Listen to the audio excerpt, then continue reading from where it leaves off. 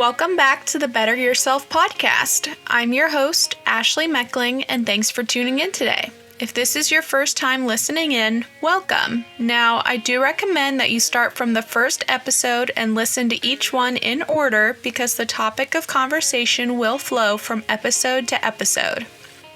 Now, before we dive into today's episode, I do want to remind you guys that I do not have any medical education and that everything I discuss is from information I've received from various psychiatrists and psychologists, as well as a mental health book I've read and various research from the internet.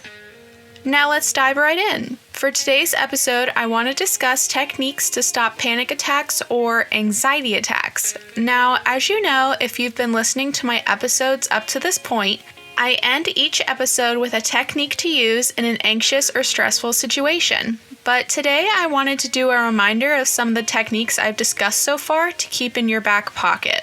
First, we have the 5 senses technique, where you start by sitting down in a comfortable chair and identify 5 things that you can see around you. Then, identify 4 things you can touch. Next, identify 3 things you can hear. Then, identify 2 things you can smell. And finally, identify 1 thing you can taste. Use this exercise to ground yourself and become comfortable again in your own environment. Next, we have the gratitude technique. This one is pretty simple and straightforward. Start by stopping what you're doing and awaken yourself, bringing yourself to the present moment. Look and pay attention to what is going on around you, such as the weather or even your own emotions. Think about 10 things you are grateful for and go and take action based on your gratitude. Next, we have a really big technique that's very, very long, so try and bear with me as I explain it. It's called the accepts technique, spelling out the word ACCEPTS. Each letter stands for something different and you can do during an anxious or stressful situation. Let's start with the first letter A, which stands for activities. Do an activity that requires thought and concentration, such as reading a book, writing in a journal, doing a project or an assignment, or even playing a sport. Then we have the letter C, which stands for contributing.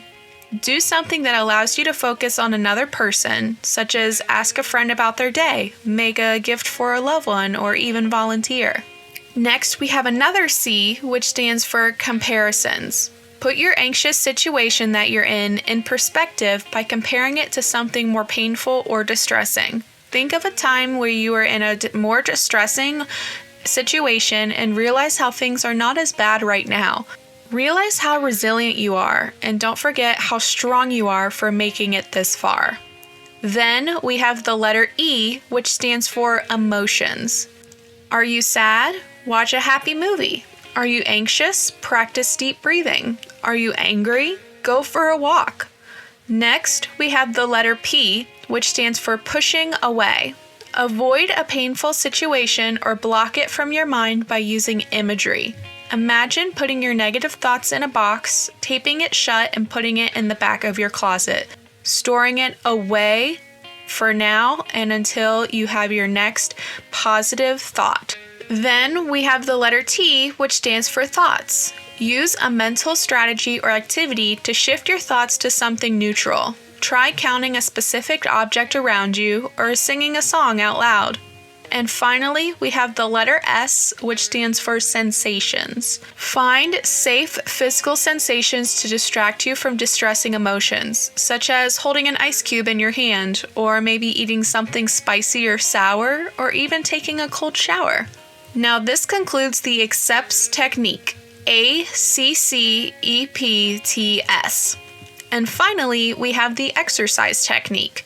Exercise releases endorphins, which, as we know, is a feel-good neurotransmitter, causing your dopamine to rise and allowing you to relieve your stress or anxiety. This can be something as simple as walking on the treadmill or maybe playing tennis with a friend. But don't forget, you can always call 988, which is the National Suicide and Crisis Prevention Hotline, if you're ever having a mental health episode and need to speak to someone immediately. Thank you for listening to today's episode. I hope you found it helpful and educational and enjoyed it as much as I did. Don't forget to listen in to next week's episode on Thursday, as well as my music that I have released on Spotify, Apple Music, and YouTube. My music is listed under the name Ash, A-S-H, which is in all capital letters with an exclamation point. Also, feel free to give the podcast a follow on Instagram, X, Facebook, or Threads at Better Yourself Podcast. I hope you guys have a great rest of your day. See you guys later.